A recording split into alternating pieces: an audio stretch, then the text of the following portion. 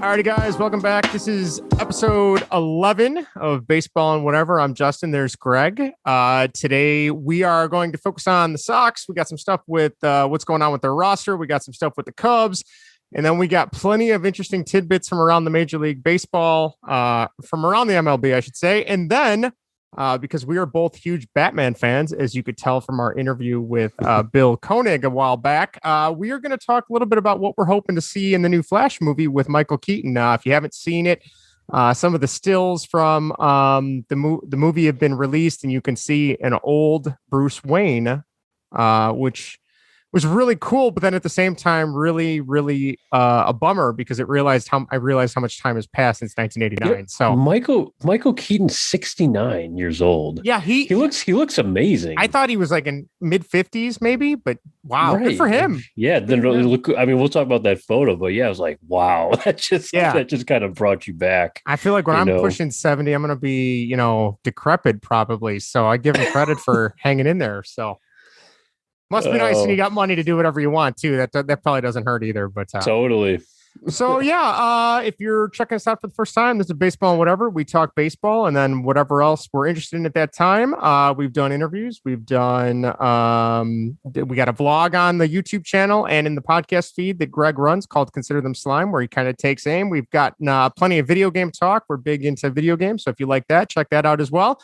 You can email us at baseballandwhatever@gmail.com. Tweet us at baseballandwhat. Instagram, we are at baseballandwhatever, and facebook.com/baseballandwhatever. So if you got any comments, let us know. Tell us what you want to see. Tell us what you want us to talk about, and we will be happy to oblige. And we have one email that came in today from our third co-host who is on assignment with his newborn at the moment. Vinny, so he was nice enough to write to us about the last, I believe it was your last vlog, right? Right, Greg? It was, yes. And he wrote in, it was today, I believe. And no, it's good. Yeah, he, like you said, he's got that newborn. He'll be sitting out a couple episodes. Couple weeks, but yeah. We're glad that he's still listening. But anyway, Vinny chimed in via email. He said, "Thank you for the shout out during this last Slimed episode where we announced the birth of Emmeline Ray Jankowicz Skywalker." Yeah. It's like, yes, you pronounced the newest Jankowicz's name right. I must admit, I did not choose the name Ray. I don't know about that. Yeah, I'm not. My wonderful wife did, and I think my Jedi mind tricks her subconscious chose that name. So I'm like, ooh, okay, all right. Yeah, I think that could work. It works. Yeah. He then goes on to say, "Believe it or not, The Force Awakens is the only Star Wars movie she has seen, and she fell asleep during it." So that is okay. To Vinny's credit, that is the only one I've shown Erica, and I don't know if she liked it or not. Erica, did you like The Force Awakens, the Star Wars movie? I got this, which is probably the right. It's probably the right. Yeah.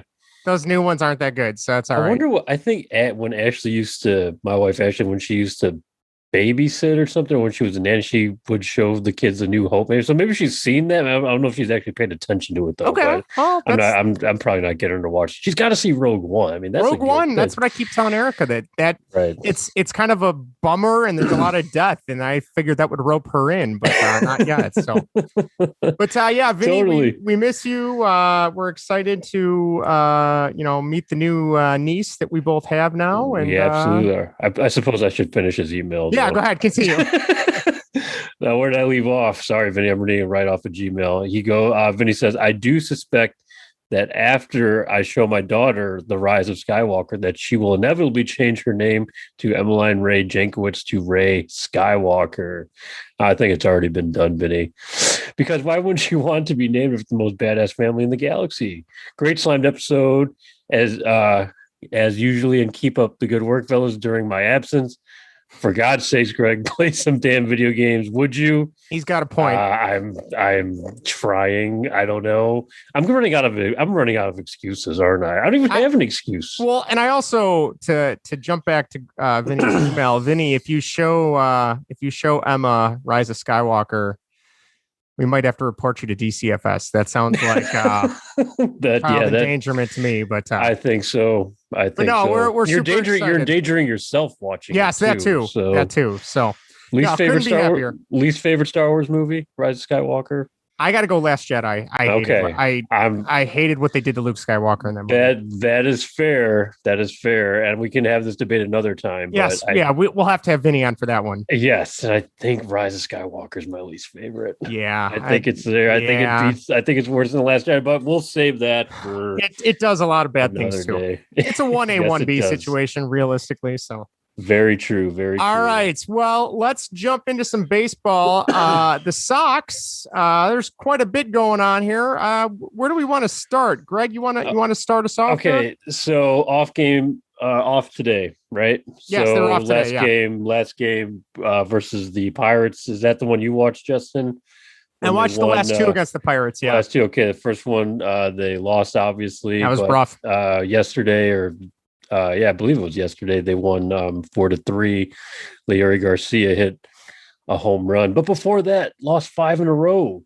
Yeah, the White Sox are exposed. The truth is out there. Fox Mulder, Dana Scully, they've revealed everything. So they're not invincible. I mean, look. Well, I mean, the thing is, they've been winning with these bench guys, guys I really like. True. The Leury Garcia was Billy Hamilton for a while. Got Danny Mendick there.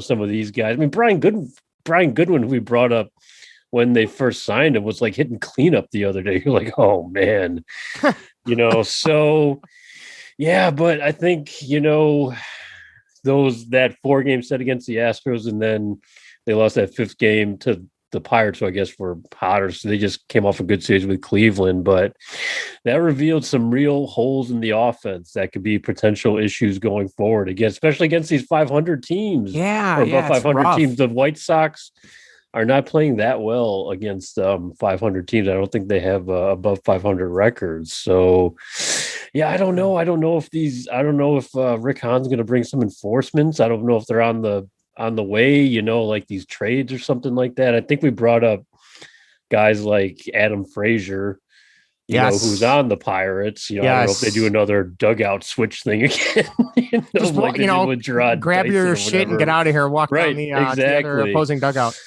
So I know there was a little bit of heat with that Eduardo Escobar talk the other day from Arizona, right? On Twitter. Yeah, I think they're considering him. Former White Sox, of course. We brought that up on the podcast.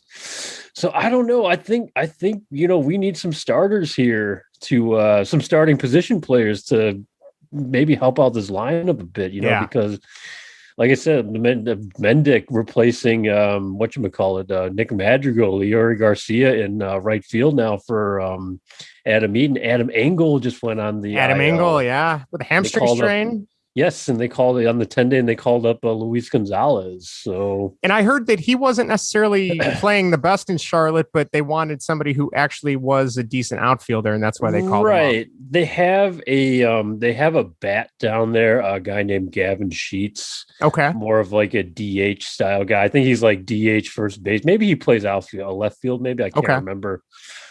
But he would, if they do call him up, that would probably lean more towards the DH spot in the lineup, because he was up briefly for like 2 days. Yeah. And then Tony didn't give him any playing time, and then blink of an eye was back in Charlotte. Back down to Charlotte. Well, but if he go ahead, Justin. No, I was gonna say, I'm glad you bring up the DH part, because if he's a DH in Charlotte, could he be brought up to take over for Yermin? That is a possibility. Yermin, that might be it's like an out. It's just like a guaranteed out in the lineup, right? Yeah. There's just nothing there that he's doing. Could the league have figured him out? Maybe. But it, to me, you can always tell when a guy, when the league's kind of figured him out, and then the guy has to adjust to what they're doing to him. So maybe he tweaks his approach a little bit. Yeah. Yermin already had a good approach. So, I mean, and all that has just gone out the window. So, I mean, he's just kind of chasing pitches now. And you just look, I mean, mentally just frightened or scared up there. I don't know. I mean, there was, talks, back in his minor league days, he had some of not the greatest work ethic. Yeah, that's what I had read.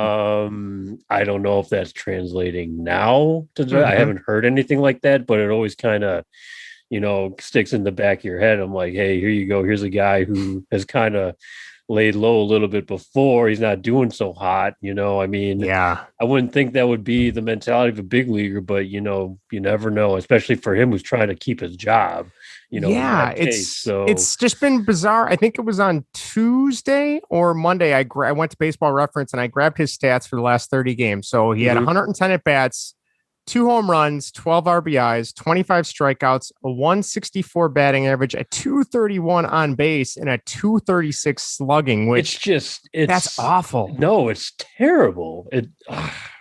So I don't know. A send down to Charlotte, you never know how this stuff goes, whether that's crushing or if that's, just kind of like, okay, kind of like a little bit of a breather, kind of figure stuff back out and then come back up, be the bench bat that we need for the postseason run. And maybe Eloy is back by then for the DH spot. That's a possibility. It is. I don't know. Sometimes stuff like that goes bad. I mean, we saw with Schwarber and what was that? Was that 2018? They sent him down? I believe so. Yeah. Now he came back and he was okay, right? Like Yeah, I mean, he was fine. He was serviceable, I guess, is what you would say, right? Okay. Like, well, so that now let me ask you this, and I've been on Twitter and you have both sides of the argument. Is there anything to be said about the fact that this downswing or downtrend for Yermin all started after the Tony La Russa blow up with him? Is that any correlation, or you think that's just a bunch of crap? Normally stuff like this, I say, I usually lean towards the crap side. Yeah. And I'm not just leaning the other way now because, I'm a big Tony basher and, I started a whole vlog of saying, I hate Tony La Russa. But I mean, if you think about it, when you go back to some of the stuff Tony said, this guy was on fire. This guy was having fun. Yeah. It's almost like your old, he's in his head now. It's in your head, and your old manager supposed to be a defender just kind of crushed you up there and hung you out to dry. Yeah. Maybe that just took to him really hard and just completely messed up his mental game. Because it's mental issues right now with him. It is. So I mean, for his sake, I hope he turns it around, because it was a great story for the first quarter of the season. It was amazing. It was a great story. This guy had sandwiches on the South Side named after him. Yeah, so, that's right. Yeah, he was living on top of the world, and you hate to see like this stuff happen. Is that the case? I mean, I hate to be the guy that says yes, like that is what, but I mean, it's almost his lineup. I'm like, what else is happening? Because a lot of so he just turned completely around. Well, there's one thing I would warn you is don't say that on Twitter, because the Tony supporters will come out of the woodwork and go after you. Let me tell you, holy cow. I would love to see the reasons. So Tony supporters, tell me what's wrong with your mean swing. What's going on with him? Give me your explanations. Whatever. Some type of factual background to base it off of. Yeah, I said, normally I'm with you on stuff like that. Like stuff like that, a guy should play his game and not let that stuff get to him. But I don't know what's going on with him. I mean, because it's rough. It's rough to watch. Shouldn't be in the line. I mean, with those numbers, shouldn't be in the lineup. Shouldn't be on the team. No, well, and that's the crazy thing is I'm kind of shocked that they keep Trouton. Sorry, I got Mike Trout on the brain here. They keep trotting him out there. Yeah, like what you're going to get at this point, right? Like it's inevitable. But they a first place contending team cannot have a guy like that, let alone on the bench, even let alone being your starting DH. I mean, especially when the hit. So maybe when the struggles were early and the downturn was happening, we got other guys stepping up to the plate, and like we said before, with the last 5 games, I mean, the offense, the White Sox offense looks similar to the slash line, similar to Yermin's current one almost. Yeah. So it's just like we need guys who can hit up there. So, well, and that brings me to the next point is you got Yasmani Grandal batting roughly around 150, 160, depending on the last 2 games, but his on-base percentage is almost 400. 400, yeah. So the amount of walks that this guy is taking, like paying him $70 million over 4 to get on base, I suppose. I guess. Our highest paid player hit the damn ball. And I think that drives me nuts. I want to say through, depending on the number of at bats, he has the lowest batting average in the entire league at this point. For an everyday player. But then I think they said he was like 10th or 11th in the league in on base percentage. It's what a weird season. What do you say about that? You know, yeah. Me personally, I need this guy to mash. We need a mash. We need him to produce. Yeah. I mean, Abreu and Moncada, the power has been, very, very low, especially of late. Jose's not hitting the ball out of the park. Now Moncada's like, we need the home run dude. Yeah. But he's been a solid hitter, but I was like, he's getting on base, but where he's hitting I think he's hitting third right now or whatever, but the guy's chasing up after him, it's just not good. It's hard to get him around. I mean, we need this guy to hit, lower, where's he hitting now? Can't remember. Honestly, he was still like in the middle of the lineup for a while. He threw. I know Moncada hits third. I think he usually hovers around 5-6, but those guys after him, just nothing. Hard time bringing him in. So he gets the walk, and then you got nobody to bring him in, so he's kind of useless at that point, right? I mean, right. So I still miss James McCann. I don't know how he's doing. I think when we checked in on the last, he wasn't doing so hot. Yeah, for the Mets, right?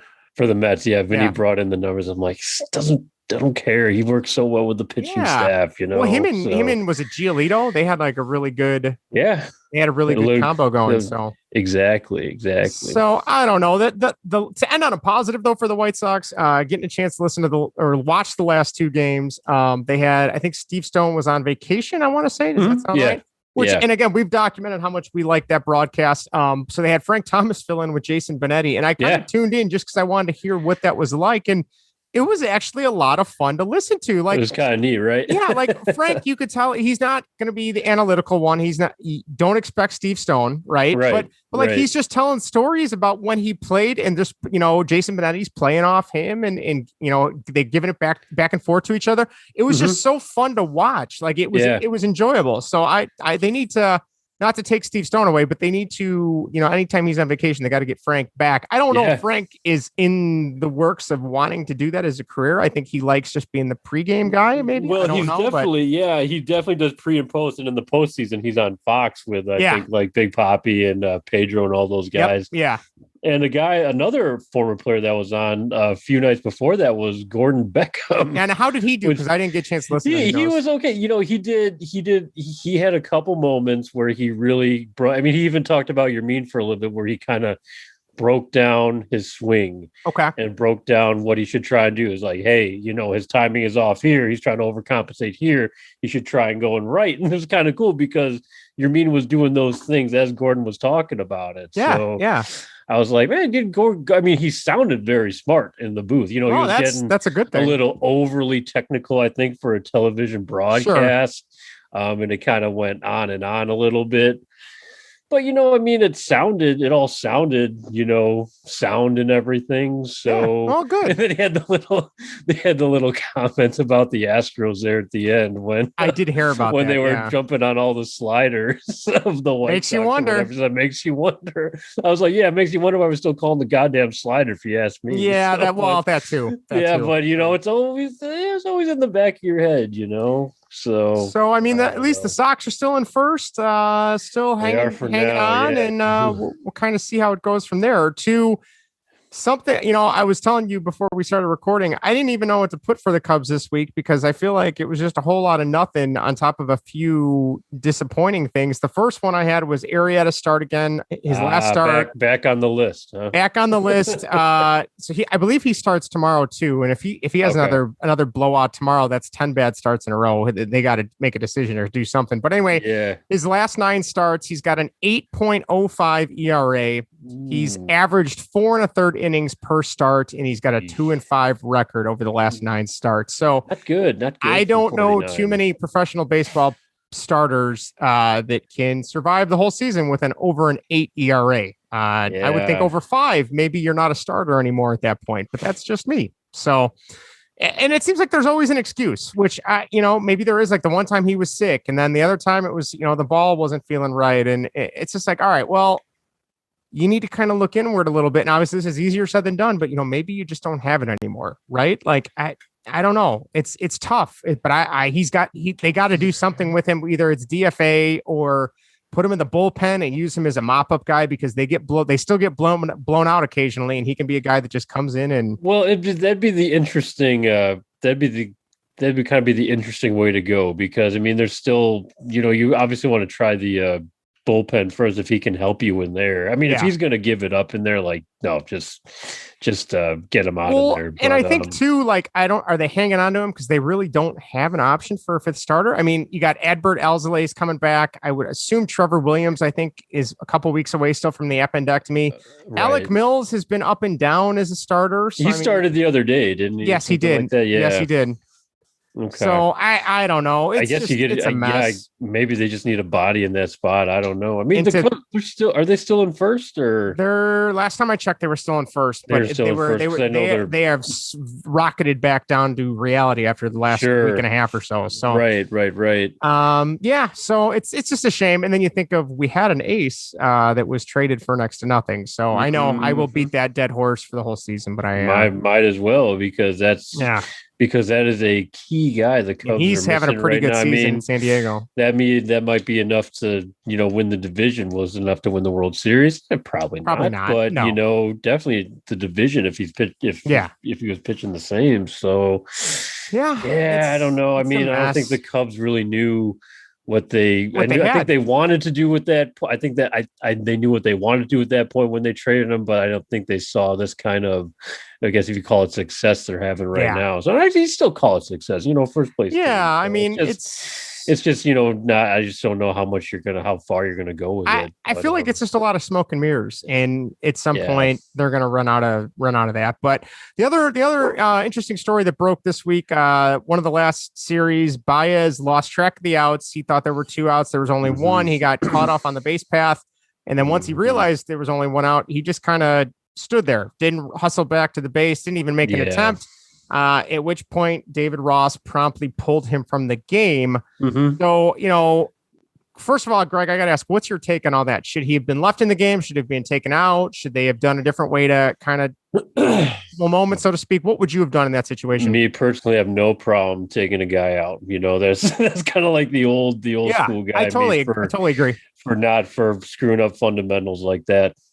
It just, I mean, no matter how high a paid guy you are, how profile you are, you're a Major League Baseball player. If you're on the bases, you got to be smart out there. Well, so what I found interesting too is they interviewed David Ross, and he said, well, everything's fine. We had a good talk about it, but I know that, Javi's been dealing with some stuff that's maybe been, taking his attention away from the game. Yeah. And then they interviewed Javi, and he goes, no, there's nothing, obviously he's not gonna say what his personal business is. Right. But I was just kind of surprised that kind of came out a little bit. I'll tell you what, getting benched or getting pulled, that's certainly an attention grabber. Oh yeah. Sometimes when you're, when you like, say if you remained in the inning, then, you go back to the dugout and get your good, ass whipping from your manager, whatever. Still not the same as, getting benched. I mean, there's like that hits you a lot harder. Well, I remember there's no words needed either. It's just your bench. Right. You're not going back in. You know exactly what's going on. Then,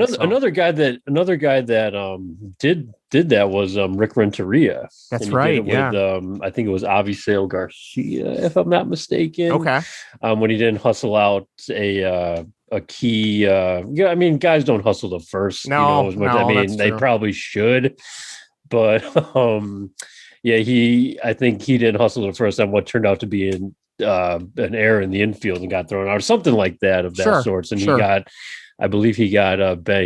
back to the dugout because he was out, and then didn't come back in. So sometimes you just need that stuff. Well, and I was kind of surprised too, because then a couple of games earlier, I think Rizzo was caught stealing or picked off like 2 or 3 times in a game. And first of all, I question, why is he getting that big of a leadoff? He is not a base stealer. He is not a fast base runner.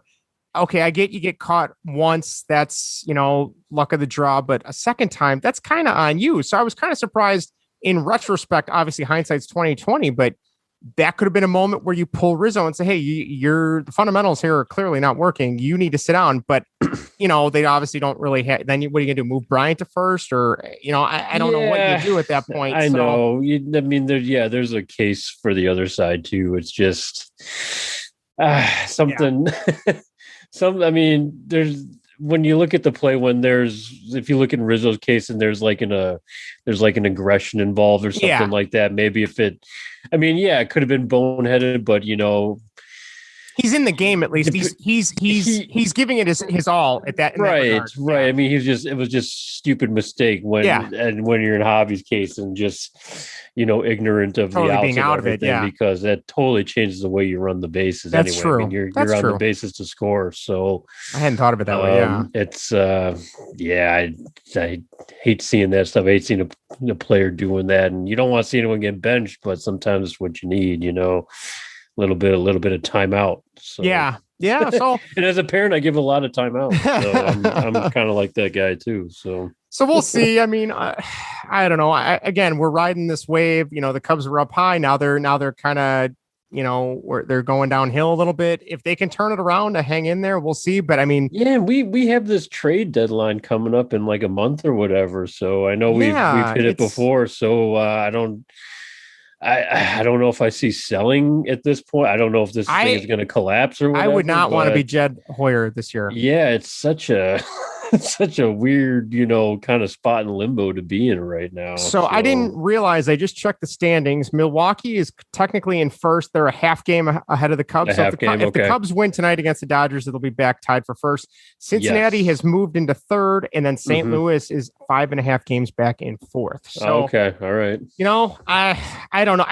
What a crappy division they are this year, and it's still up for grabs. Like we've said it before. It's like nobody really wants to run away with it. Right, so. The teams aren't overly great, but I mean, at least it's kind of it's competitive.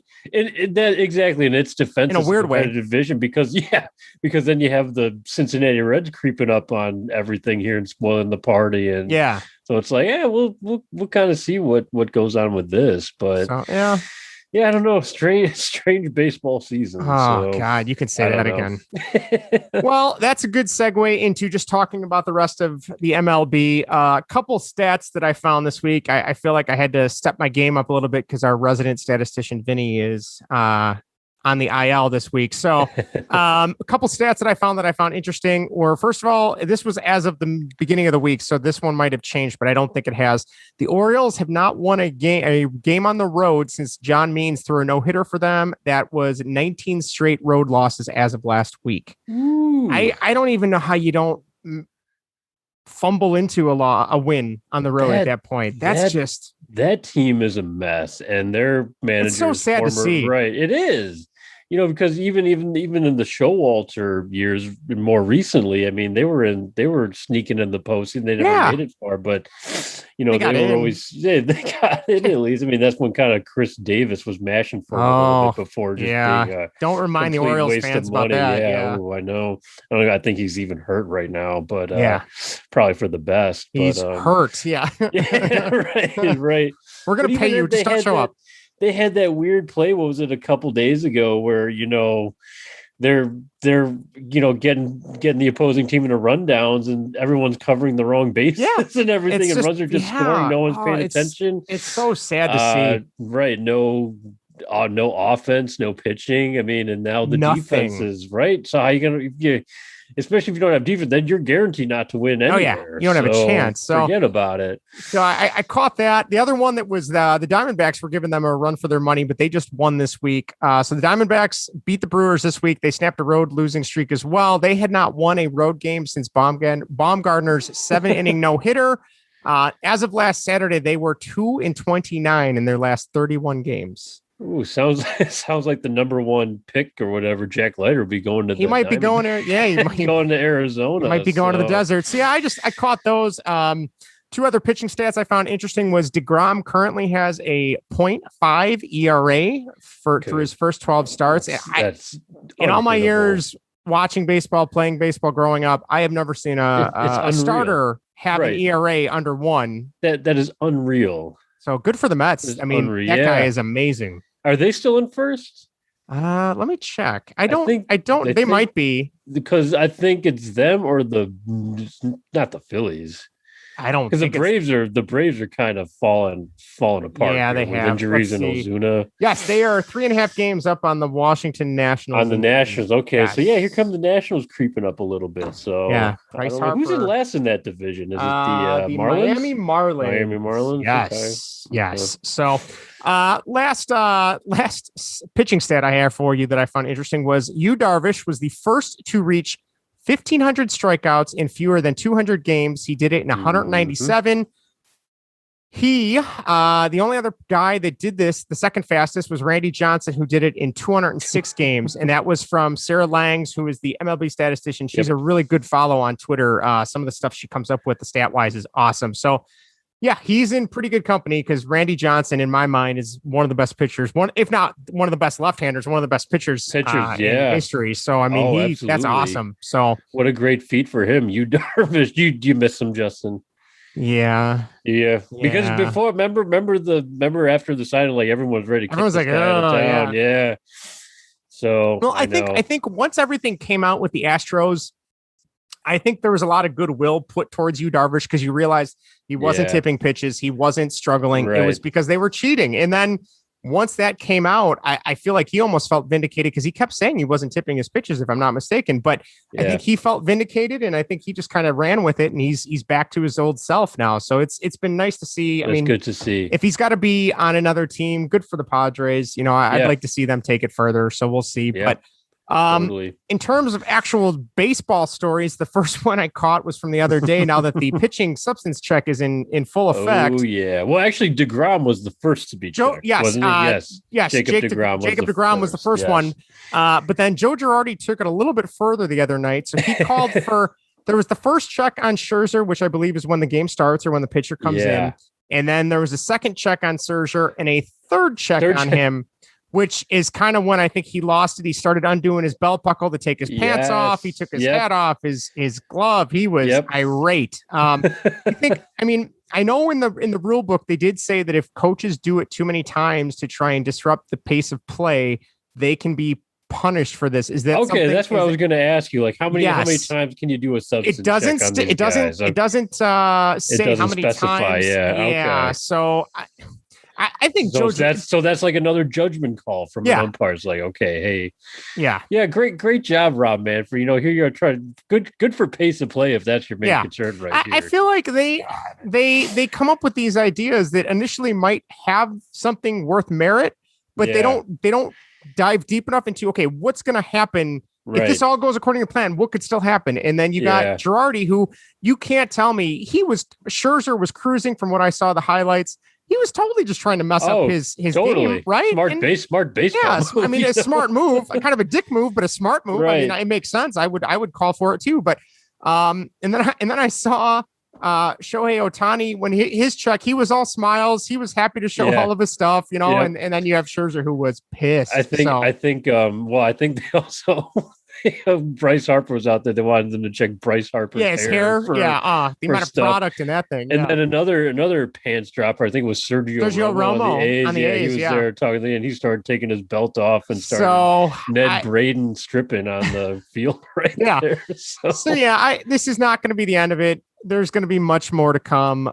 Goofy. I'm hoping. If you want to keep it, that's fine because they need to crack down on that. But hopefully they take some time to really evaluate how it should be properly done in the off season. But I'm not holding out hope that will actually happen. So to end our baseball talk on a high note, as in someone had to be high when they made these. The new All-Star jerseys came out this morning. And oh my God, obviously this is a video feed, but also an audio podcast. If you have a chance, go to sportslogos.net. It's an awesome website for all things sports logos and uniforms. Oh yeah. They are hideous.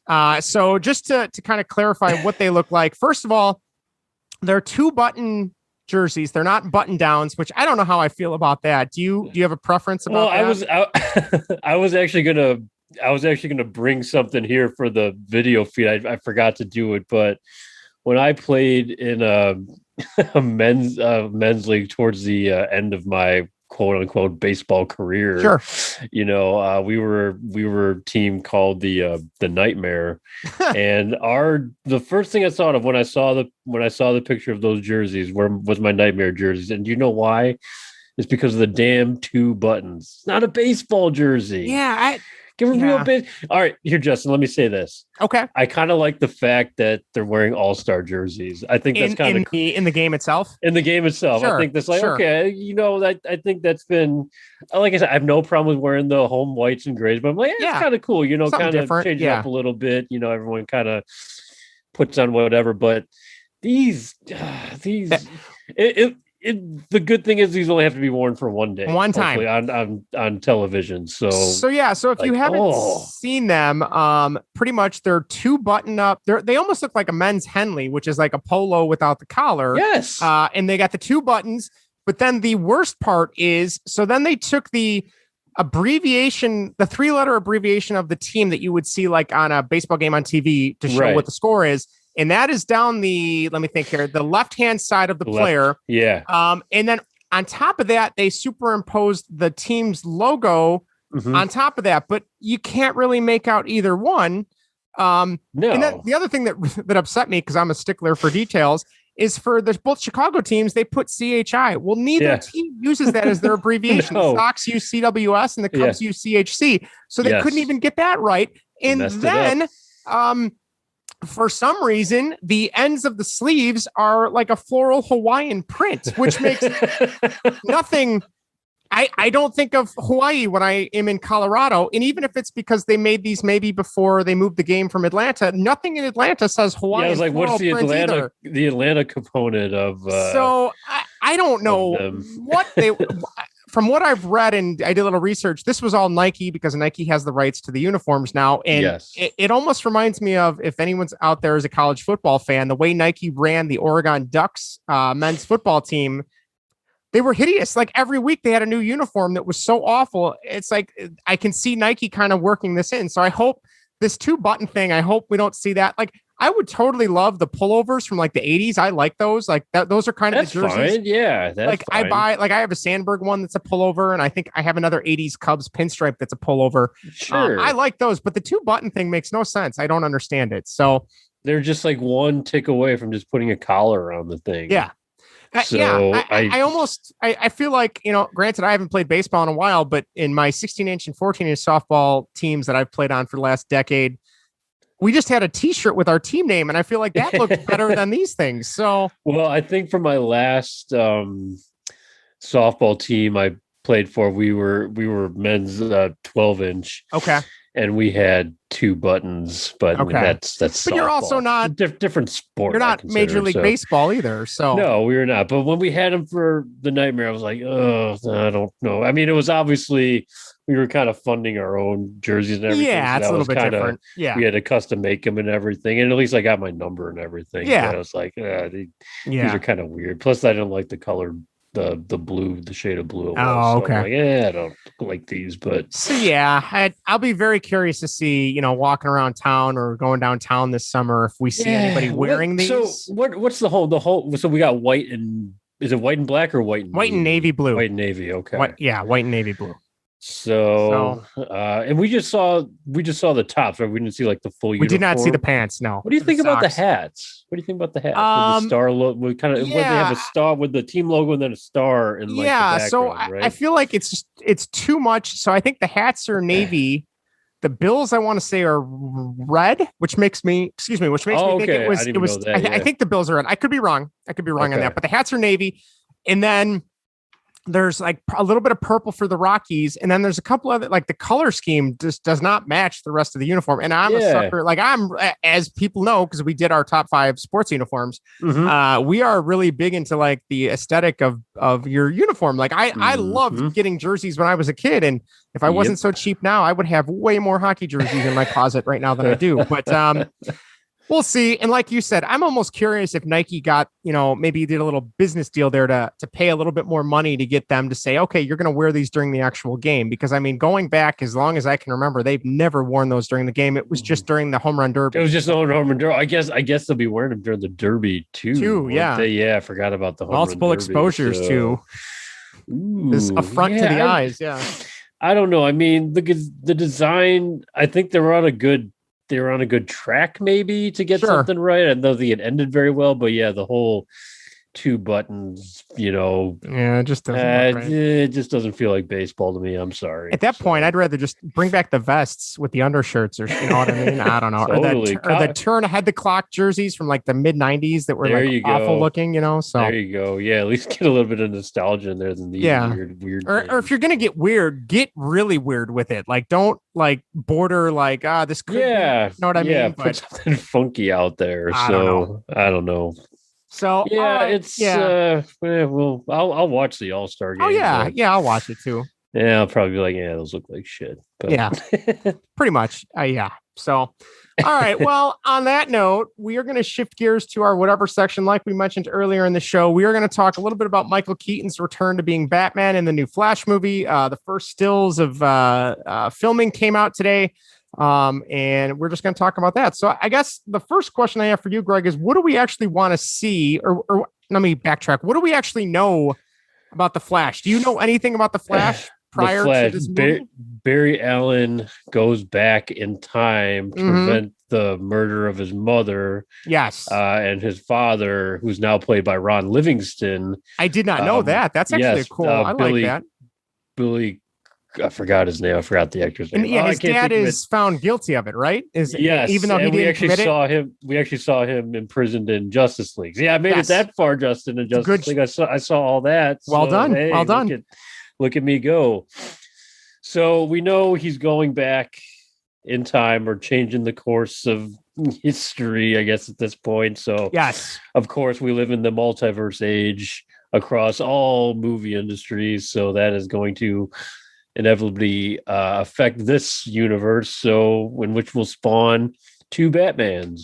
We will have a bad one, and we will have arguably the best one. Yes. So I saw it on Twitter, the still of Michael Keaton as Bruce Wayne, not as Batman, not in the suit, looking like he was at the somewhere in the city. To me, I'm sure you remember this, Justin, but to me it kind of looked like where the Joker in the middle of Gotham City, where Jack Nicholson Joker was kind of firing the machine guns off in that crowd. Yeah, you're right. During when the mob bosses were speaking to the press. And that kind of looked like the same era. That's the feel I got from it. Sure.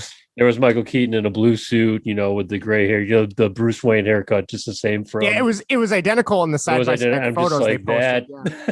You can't do it. You can't help yourself. Can't help it. No. Smile to them. Like that is just amazing. So yeah, like I'm trying to think. I tried watching a couple episodes of that Flash TV show that was on the CW. I think it was on Netflix for a while. I couldn't get into it. Like I like. Well, they had their own little thing. Yeah, cinematic universe. Because they had they had like Supergirl 2 or something like that. And then they also did. I think it was some They did like their own little multiverse on there too. I want to say it was like Infinite. I'm sure someone who has read the comics is screaming at us right now, but they had like Kevin Conroy came on and he played a version of Batman on the CW version of the Flash, and they had like all these competing universes that were showing up. I can't remember what it was called now, but yeah, so like the character is cool. I vaguely know a little bit about the character from when I was a kid. And then playing like the Injustice video games on PlayStation is about all I know about him. Right. But I mean, like my expectations for Michael Keaton, like, okay, in my head, I'm wondering if obviously I think where they're going with this is, he's going to go back in time to try and correct this thing with his dad. Yes. In the midst of that, he jumps timelines and he's in a different parallel universe and he meets Michael Keaton. Which leads me to this question is, in terms of expectations, are we thinking this is going to be like a 20-minute bit part where it's like, hey, I'm going to help you get back where you need to be and good luck? Or do they take this a step further? I know, obviously, I want it to be more focused on Bruce Wayne and Batman as Michael Keaton, but I know it's not going to be. But like, where do you think we'll end up in terms of that? I think we'll be lucky if we get 20 minutes of Keaton. Yeah. I think we'd be fortunate if we had Keaton on for at least 20 minutes. I don't know. I'm guessing we'll see more of the Bruce Wayne version of the character here. There was another still of the suit, right? Of the suit, more specifically the emblem on the chest, and it was the same one with that he wore in Batman Returns. Yes. If you look at it closely, the one in the original 89 Batman, the bat logo and emblem was a little bit different. It kind of had that those other 2 points. And on that still there's a little bit of blood on the suit. So that makes me wonder, like, are they going to have him fighting, even if it's like a 2-minute scene? You know, what is there more to it than we're thinking? I don't know. Well, that's what we're hoping for, because hell, if we got that, like, even if we just got those 2 minutes and Keaton suited up, like, holy shit, we might have something here. But yeah, I like I said, I mean, there's a lot when you do this multiverse stuff, I guess. There's a lot of different ways that this can go that we won't even see coming, I suppose. Yes. So yeah, all we can hope for is, I think it's just one of those things where you see the movie, which I will definitely be seeing now. Of course. And, just appreciating every, moment that he's on screen. And you just hope it's done well, You hope you still get that old feeling back, as you had when you watched his because he's my favorite Batman. Oh yeah. I would say him, he's, number one, and Bale is definitely second for me, but totally. Like, I do like Ezra Miller and all the DC stuff he's been in. Granted, the DC movies aren't usually very good, but I do like his portrayal of the character, kind of like the nerdy guy that, has put the suit together and everything. So I'm hoping his character, like his acting, can kind of carry the movie. Is it? I don't know. That's a lot to ask of the writing and all that. But, if Michael Keaton plays a little bit of a decent sized role in it, maybe that helps. Look at the pull they had to do. I mean, just look how much more popular this movie is going to be because of this. Keaton. Oh yeah. I mean, it's a complete. I mean, you're pulling in everyone and anyone who saw the and appreciated the original Michael Keaton Batman. So I don't know if that's if that was to kind of balance out, the power Ezra Miller or the screen presence he could, portray to keep this movie alive, because it's always been, his only appearances have been Justice League, and then the brief thing in Batman versus Superman. Superman, that's it. And a little scene in the first Suicide Squad. Yes, that's correct. Yeah. Yeah. I don't know. I keep trying to temper my expectations because I don't want to get too excited. You know what I mean? It's right. It's a smart thing to do, and you almost just rather, at least with me, I'd just rather kind of have like a third Michael Keaton Batman movie. Well, maybe that's where this will take us eventually. I don't know, because he's always, I know we brought it up before, but he's always supported the character. He's always always appreciated the role he's had and the impact he's had. So. And I do like the fact too that they will be. It was confirmed that they will be ignoring the events of Batman Forever and Batman and Robin, even though I did see that. Technically, that's the same character. It is. Technically, it's the same character. That's the Joel Schumacher / Yes. But it's just, it only makes sense to kind of continue the canon. Yeah, we can honestly, you go Batman 89, Batman Returns, and then just jump straight to Batman Begins. That's go. Fine. That's all you got to do. And then Batman versus Superman. I don't know, but or maybe you watch Batman Forever and Batman Returns and then Batman Begins just to get the bigger impact of Batman. It'd be a palate cleanser. Like for me, right? Sure. It's like, oh, thank God! When I first saw that movie. Yes. So. Oh, tell me about it. So the other thing I'm kind of curious about is in terms of a villain. I don't think we know anything about a villain for this movie yet, do we? No, we know. Okay, so we know this. This is what we do know. We know. Barry Allen, Ezra Miller as the Flash. Obviously, we know Ben Affleck Batman. We know Michael Keaton Bruce Wayne Batman. We know is it Sasha Calle as Supergirl? I believe because that sounds right. They teased that uniform too, and there was a production photo just recently of her in the full suit. It looks like she had the strings on her, so she might have been doing a flying scene. Sure. Very similar to the Superman Man of Steel suit and emblem. And then we have the love interest, and then we have Ron Livingston playing his father. His father, yeah. So I think that's the only confirmed cast we have, or at least the build right now. So yeah, as far as the villain, I don't know what we're doing with here, or is we just kind of looking through are we just looking at Flash go through time and dealing with whatever hardships present to him or something like that? Like, I don't know. I don't know if we're getting like a DC name here or something. Yeah, I don't know. I'll be very curious. Like the only two Flash villains I know of is it Reverse Flash, I think, which sounds like such a stupid name, but I know that's he's got a yellow suit instead of a red one. But and I think the other one is Captain Cold, who when I first read about him, I'm like, this is just a Mr. Freeze knockoff. But I know the character itself is different. He's not trying to save his wife and all that. But we're kind of forgetting too that in Suicide Squad, Captain Boomerang is also a Flash villain, if I'm not mistaken, played by I forgot the actor's name, but he's back for the Suicide Squad. Is it Jay Courtney? Jay Courtney, that's it. Is that it? Okay. He hasn't done anything that trailer new trailer just came out a couple days ago. I was like, the first one I was hooked, and then the second one I'm like, I don't know about this anymore.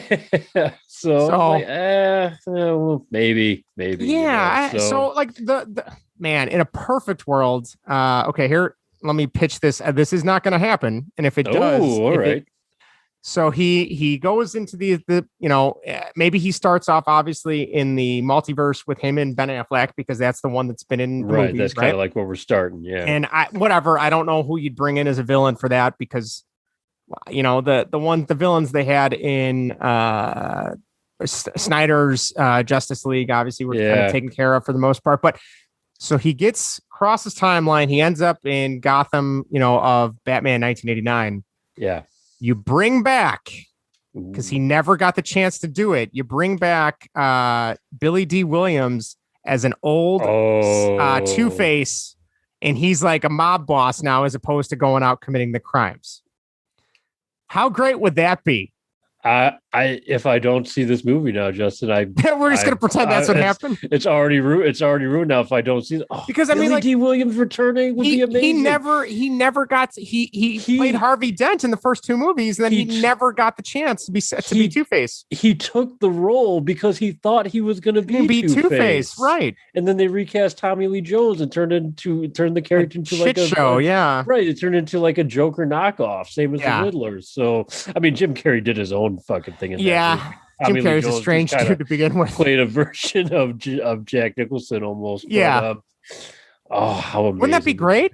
Remember when people lost their minds when Lando was coming back? People gonna lose their minds as Billy Dee Williams, Harvey Dent, or at least reference it, like give him something, because that was his thing, and then they stripped him of it when they went to Tommy Lee Williams. I am glad you brought that up, because I am kind of hoping we see, a lot of the, actors from the original Michael I would Keaton love that. Have passed away, but I'm looking for, callbacks and stuff like that. Even you mentioned Vicky Bale's name, or if you give Selena Kyle a mention, I'm like, how amazing would that be?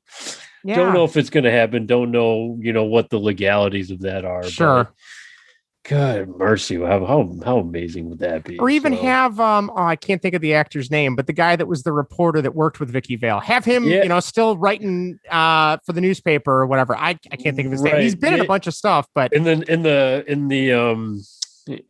movie he was Alexander Knox. I don't remember. Is that who you're talking about? Yeah, that's what I'm talking about. Yeah.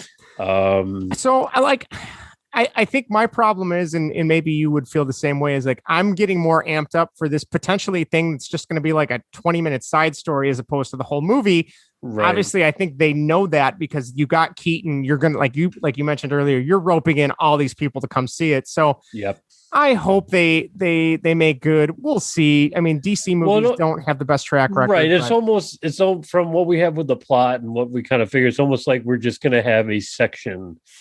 Of the movie, kind of, in an alternate Gotham world or something along those lines. So the other thing I can only hope for, and I know people have been talking about this forever, is if you bring Keaton back, why not go? And I've never watched this series when I was a kid. I know it was on TV all the time, but that Batman Beyond, where it's the older Bruce Wayne is teaching the new, I new watched Batman. that. Yeah, Have Michael Keaton play Bruce Wayne teaching the next Batman. Like, oh, that would be such a great third movie in that series for him. And it would kind of almost, I mean, it would almost be, I guess you could, for lack of a better term, be a spiritual successor to the Dark Knight Rises in that aspect. Yeah. Because that's how kind of the Dark Knight Rises left off. Yes. With him training. It's like, oh, I like your first name, Robin, or whatever shit they did with that. I'm like, okay.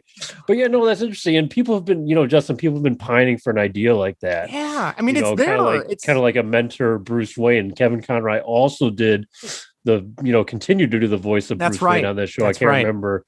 I really couldn't tell you the names of the other characters. No, I don't know who they are.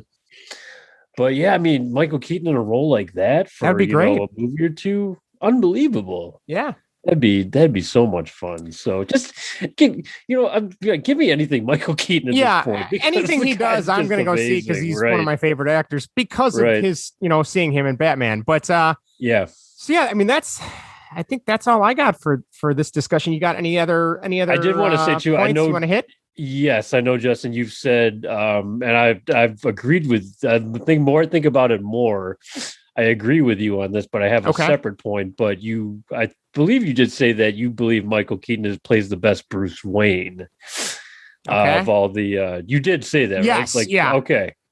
I'm going to agree with you here, but I would also say too that I think Christian Bale plays the worst Bruce Wayne. Really, so the worst. I think the worst Bruce Wayne. What about his portrayal of Bruce Wayne? Don't you like?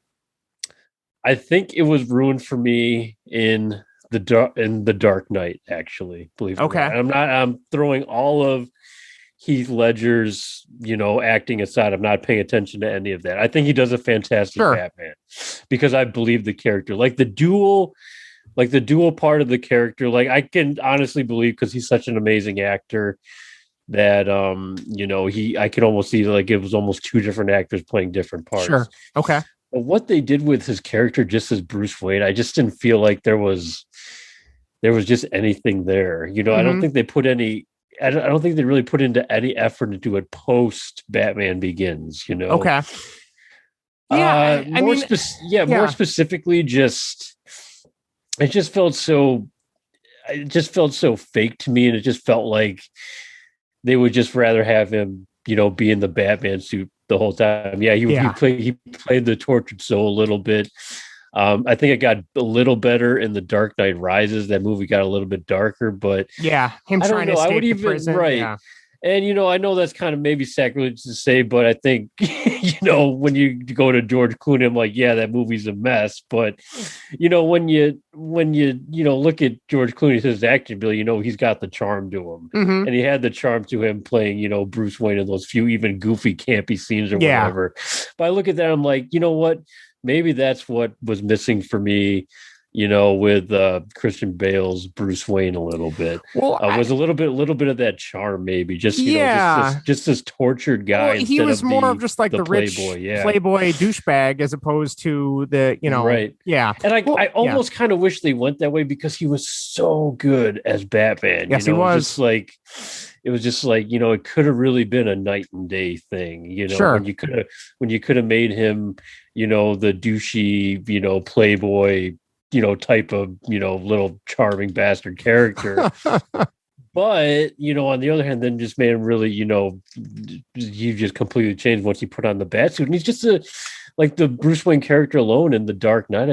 I don't care about for whatever reason. Well, it's okay. So initially I would have said, I really like Christian Bale as Bruce Wayne too. Yeah. But in listening to your thoughts here, what I'm starting to question myself is, did I like him as Bruce Wayne, or did I like the ensemble of having Michael Caine and Morgan Freeman to be in those scenes with him? And I'm kind of thinking and kind of leaning that maybe I just liked those characters more, and they were the ones that interacted with him as Bruce Wayne. I would argue that the supporting characters of the final two movies, I mean, you could obviously make the case for Heath Ledger, obviously, because that performance changed the world.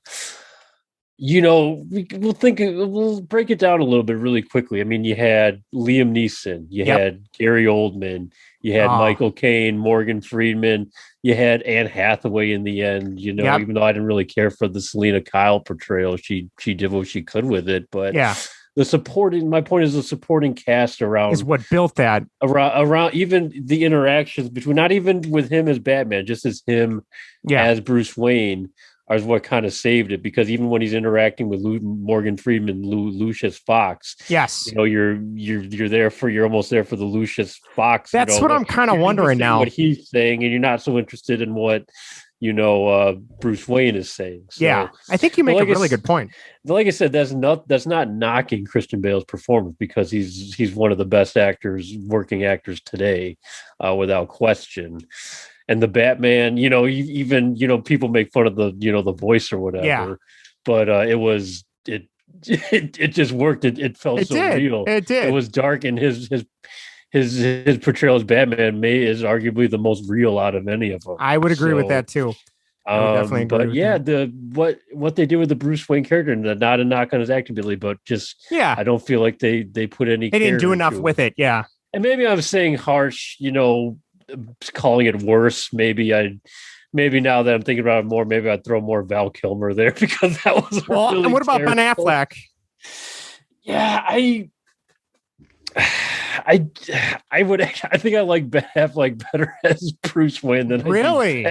Oh wow! So, I don't know. I don't know if I can get on that train with you. I might have to jump off at that point. The whole I was a Ben Affleck defender for a little while. Okay. And the warehouse scene from Batman versus Superman, I'm like, okay, that's cool, but I don't like the suit. I don't like. Well, yeah, there was a laundry list of things of things wrong there. I didn't like the voice changer or whatever. Him as Bruce Wayne is just so predictable, and just what's your power? I'm rich. Okay, I mean, thank you. Yep. I mean, I put that more towards the writing. So that's another. You can only do so much with what you're right. Giving. I mean, that's clearly what they want to go for there. But the reason I'd put Bale as worse is because of the potential there, what could have been with it, what should have been done with it, and what wasn't done with it. So, right. I would agree. I would make one more point saying there could have been more. There could have been more of like a, for lack of a better term, rivalry with him and Aaron Eckhart, Harvey Dent. Yeah, you're right. That just felt so. It was really forced. Yeah, it was really forced. I don't know. I feel like there could have been some because Harvey and Batman. That was amazing. Yes. There could have been this whole other side, right? Which they tried to go for, but it just wasn't. It felt like it was lazily done. So I don't know. But right in. Tell me. Tell me. Yeah, tell us why we're wrong or right or whatever. Right. So there you go. That's all I got on that. I think we spent as much time talking about Bale as we did Keaton. Hey, there's that's nothing what Batman wrong. does to you. That's any time to talk Batman's a good time, right? So right. Well, on that note, like Greg said, if you want to tell us who your favorite Batman actor was, who your favorite Bruce Wayne actor is, tell us if we're right, tell us if we're wrong. Tell us if you're planning to go see this movie just because Michael Keaton's in it. I mean, I feel like I'm kind of there. I do like Flash. I like Ezra Miller's Flash, so I'm kind of there for that too. But we'll see. We'll see what happens. It could be if it's as good as the what was it? The Fantabulous something of Harley Quinn. I really liked that movie. I thought that was a really fun movie. Birds of Prey. Birds of Prey. Thank you. Yes, and Fantabulous Emancipation of Harley Quinn, I think. Okay. That was an enjoyable movie. Was it great? Yeah, it was okay, but it was a lot of fun. It was enjoyable. So if it's like even at that level, I still haven't seen that one yet. I'm a big Ewan McGregor guy, and I know he was awesome as Black Mask. Okay. Highly that one. I would almost say watch that before you finish Justice League because that's probably more enjoyable. So. But on that note, if you want to tell us what you think, again, if you're watching this on YouTube, all the contact information is below. But if you're listening to it on the podcast form, you can email us at baseballandwhatever@gmail.com, facebook.com/baseballandwhatever, Instagram @baseballandwhatever, and Twitter @baseballandwhat. So if you got comments about baseball, questions, if you want to talk to us about Batman, we are always going to talk about Batman. Always part I'm of sure the show. we will definitely have more to talk about with Batman. So On that note, we got nothing left. We will see you guys sometime next week. Don't forget to check out Greg's vlog, Consider Them Slimed. Episode 5 just came out where he talked about his Nintendo Switch backlog that he needs to get going on. And if Vinny is listening, he's probably shouting at his screen right now that he has not played any more games. So I think he stopped over and stole some of them because there's a bunch of stuff missing off my shelf. So, well, yeah, I don't know. Maybe he took a bunch. You don't have a backlog if your games aren't there. If it's missing, then it's right, exactly. Not your problem what anymore, am I supposed to do? Yeah, I have no show content now. Thanks a lot. Thanks a lot, Vinny. Well, I don't know what to do. Well, we can't get rid of him. He's our statistician. So yeah, we can't. Well, I guess I'll just rely on Tony La Russa now. So all right. Well, on that note, we will see you guys later. Thanks again for listening. And have a great rest of your week. Take care, guys. All right. Bye, everyone.